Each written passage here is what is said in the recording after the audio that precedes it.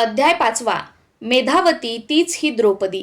दुर्वास मुनी मेधावतीला सांगू लागले, मुली, आता यावर्षी अधिक मास हा 13वा महिना येईल.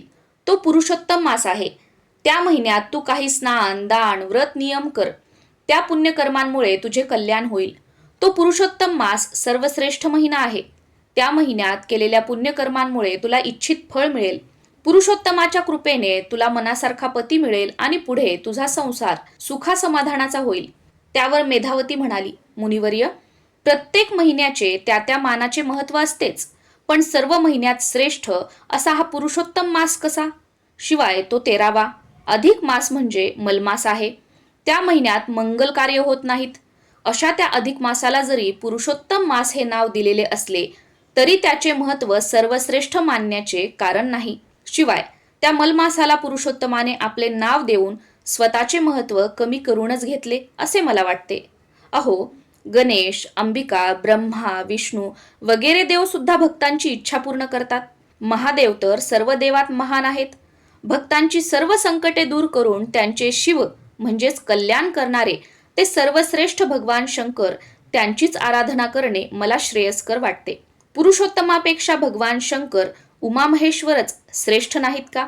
मेधावतीचे ते बोलणे ऐकून दुर्वास मुनींना खूपच राग आला. ते संतापले, तथापि संयम धरून म्हणाले, मुली, माझ्या सांगण्याचा जर कोणी अपमान केला तर त्याला माझ्या रागाचे फळ भोगावेच लागते. पुरुषोत्तमाला आणि त्या पुरुषोत्तम अधिक मासाला तू तुच्छ समजतेस हे मला सहन होत नाही. मला तुझा खूप राग आला आहे. तथापि तू माझ्या मित्राची मुलगी आहेस. अद्याप तू अल्लड अज्ञानी आहेस, म्हणून मी तुला शाप न देता एवढेच सांगतो की तू तुझ्या मनाप्रमाणे कर. परंतु तू जो हा पुरुषोत्तमाचा आणि ओघानेच अधिक मास महात्म्याचा अपमान केला आहेस त्याचे फळ तुला पुढील जन्मात भोगावेच लागेल. पुढील जन्मी तू सम्राज्ञी झालीस तरी तुला आणि तुझ्या पतीला वनवासातील दुःखे भोगावीच लागतील.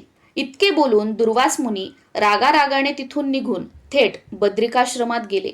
इकडे ती मेधावती सुन्न झाली. बोलायला गेले एक तर झाले भलतेच. उगीच मी त्या कोपिष्ट दुर्वासांचा राग ओढवून घेतला.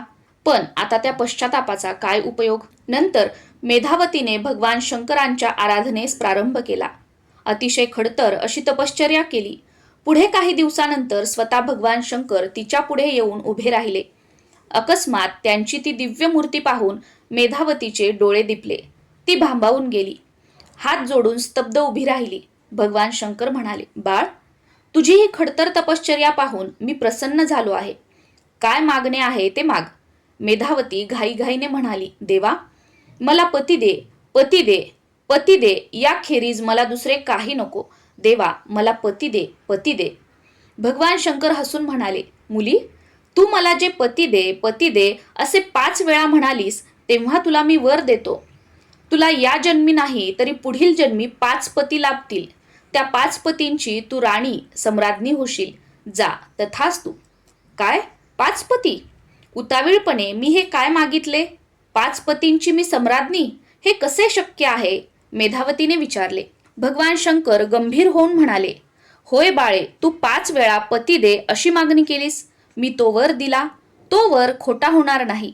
हे असे होणे अघटित असले तरी ते होणारच. त्यातील सुखदुःखे तुला भोगावीच लागतील. शिवाय तू दुर्वास मुनींचा जो अपमान केलास आणि पुरुषोत्तमाला तुच्छ लेखलेस याचाही परिणाम तुला पुढील जन्मी भोगावाच लागणार. तुझ्या दैवात जे आहे ते अटळ आहे. पुढील जन्मी तू 5 पतींची राणी आणि सम्राज्ञीही होशील. तरी पण तुझ्या त्या अपराधाबद्दल तुझ्या पतींनाही तुझ्याबरोबर वनवासातील यातना भोगणे प्राप्त होईल. इतके सांगून भगवान शंकर गुप्त झाले. मेधावती आता तर खूपच भांबावली, सुन्न झाली. तिला काहीच सुचेना. तिला त्या वराची खूपच भीती वाटू लागली. ती धास्तावली. हळूहळू खंगत गेली. खूपच कृश झाली.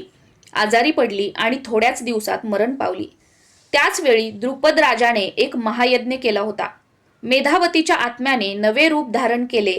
त्या द्रुपद राजाच्या यज्ञकुंडातून एक तेजस्वी बालिका प्रगट झाली. सर्वांना खूप आश्चर्य वाटले, आनंदही झाला.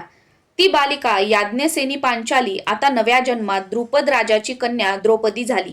पुढे हीच द्रौपदी अर्जुनाने मत्स्यभेदाचा पण जिंकून स्वयंवरात हिला घरी आणले आणि आणलेली ही वनवासातील भिक्षा कुंती मातेच्या आज्ञेवरून 5ही पांडवांनी वाटून घेतली. द्रौपदी ही 5 पांडवांची पत्नी झाली. हिच्या पूर्वजन्मीच्या अपराधाचे फळ आता तिला भोगावे लागत आहे. याप्रमाणे श्रीकृष्णाने पांडवांना द्रौपदीच्या पूर्वजन्माची हकीकत आणि अपराध सांगितल्यावर धर्मराज म्हणाले, कृष्णा, जे घडायचे ते घडले, झाले ते गेले. पण आता तरी पुढे आम्ही काय केले असता आमचे हे दुःख नाहीसे होईल? आम्हाला पुन्हा आमचे गतवैभव मिळावे म्हणून. श्रीकृष्ण म्हणाले, पांडवांनो, आता यापुढे लवकरच तो 13वा महिना अधिक मास येत आहे.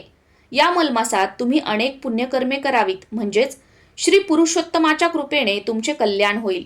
मग श्रीकृष्णाने पांडवांना अधिक मासातील काही व्रते, नियम, स्नान, दानादी पुण्यकर्मे तपशिलावर सांगितली आणि तो द्वारकेला निघून गेला. पुढे लवकरच अधिक मास आला. पांडवांनी अत्यंत निष्ठापूर्वक त्या महिन्यात अनेक व्रते केली, दाने दिली, नियम पाळले.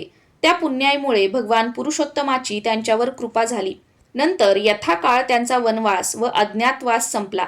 कौरवांशी युद्धात ते विजयी झाले आणि त्यांचे गेलेले वैभव त्यांना पुन्हा मिळाले. सूत म्हणाले, शौनकादिक ऋषींनो, या अधिक मास पुरुषोत्तमाचे महात्म्य असे विशेष आहे. त्यातील व्रतांच्या प्रभावाने पांडवांचे जसे भले झाले, तसेच पूर्वी एक राजा दृढधन्वा नावाचा होता, त्याचाही उद्धार झाला होता. त्या दृढधन्वा राजाची कथा आता या पुढील 6व्या अध्यायात ऐका. ही कथा स्वतः नारायणांनी नारदांना, नारदांनी व्यासाला आणि व्यासांनी मला जी सांगितली तीच मी तुम्हाला सांगतो. ती शांत चित्ताने ऐका.